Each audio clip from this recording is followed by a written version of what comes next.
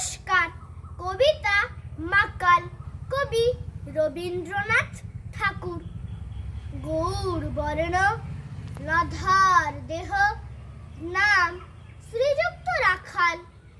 জন্ম তাহার হয়েছিল সেই যে বছর আকাল।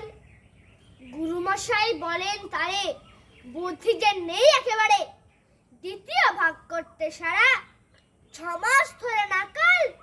রেগে মেগে বলেন, বাদর নাম দিনু তোর মাকাল। নামটা শুনে ভাবলে প্রথম বাঁকিয়ে যুগল ভুরু, তারপরে সে বাড়ি এসে নৃত্য করলে শুরু।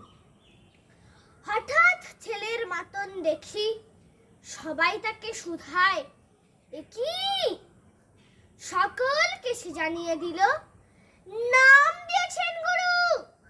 নতুন নামের উৎসাহে তার বক্ষ দুরু দুরু। কোলের পরে বসিয়ে দাদা বললে কানে কানে, গুরুমশাই গাল দিয়েছেন, বুঝিস নে তার মানে? রাখাল বলে, কখনো না, মাঝি আমায় বলেন শোনা।